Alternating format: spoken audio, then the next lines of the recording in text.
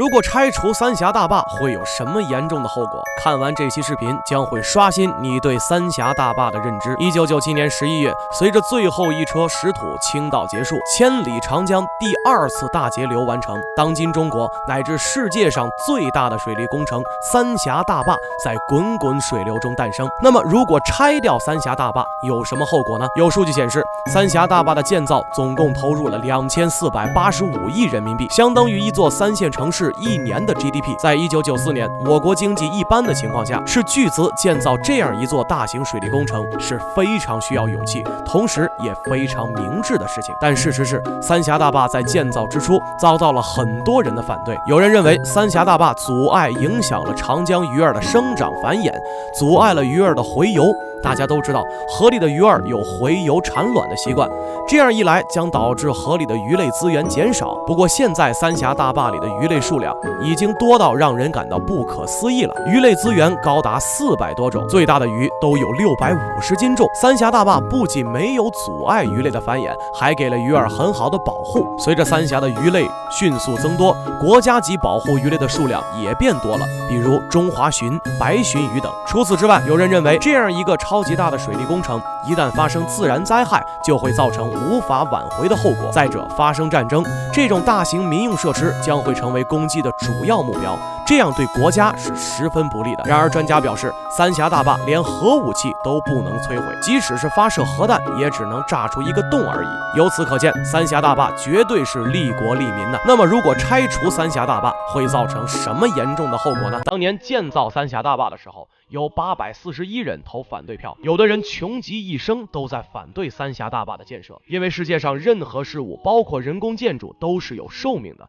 最终都会走向死亡和毁灭。如此巨大的工程，到期拆除必然会产生极大的影响。如果三峡大坝被拆除，会引发什么问题呢？毫无疑问，三峡大坝的建造确实是一件功在当代、利在千秋的事情。很多人心目中的三峡大坝是一个超级发电机，但其实它还有一个重要的作用，是防洪。有了它，洪灾已经是上个世纪的事情了。另外，在航运方面，三峡也起到了重要的作用。航运变得更加通畅，万吨级的活动自由往返都不再需要搁浅，解决了困扰重庆多年的干旱问题。此外，三峡大坝调节了长江上下游的水量，上游水深下降，帆船事故发生后，人被救上来的概率也变大了。三峡大坝是我国南水北调中不可或缺的一部分，在平衡我国水资源使用这件事上也是功不可没。所以如果三峡大坝被拆除，最先受影响的就是发电。三峡大坝每年大概能发1000亿度电，抵得上全国发电量的一半了。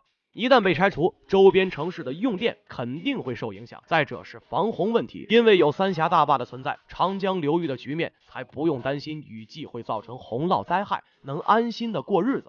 可一旦三峡不在了，原本被拦截的水流倾泻而下，会造成多大的洪涝灾害，难以想象。最后就是生态环境问题，这些年三峡周边的环境一直在改善，南水北调带来的好处也会随着三峡大坝被拆除而磨灭，所以三峡大坝是不能拆除的。可是才过去16年，人们发现三峡大坝的表面已经陆陆续续出现不少细微的裂痕。那么三峡的寿命还有多长呢？三峡大坝还能坚持多久？你知道吗？曾有美国学者推测，三峡大坝的使用时间只有大约50年。他们推测的依据是，中国上世纪所使用的混凝土材料的质量和加工水平都不高，而且他们曾在几年前放出一张从太空俯瞰地球时拍下的三峡的卫星图像，图像中三峡大坝出现变形，引发了不少人的担忧。那么三峡大坝真如美国人所说只有50年的寿命吗？首先我们来说说三峡大坝的选址，当初花了25年才选好的建造位置，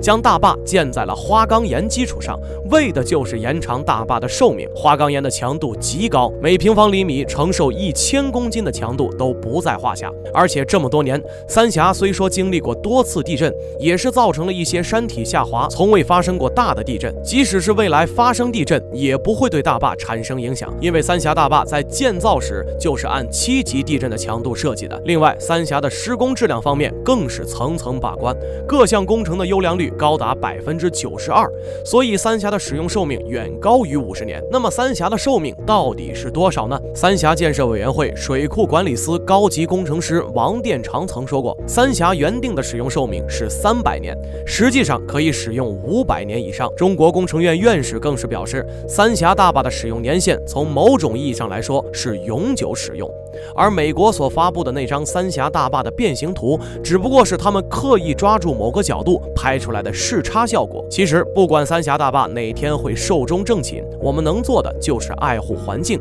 爱长江，爱三峡，让三峡能陪人类更久一点吧。对此你有什么想说的，又有什么独到的见解呢？欢迎在评论区留言，跟大家一起分享。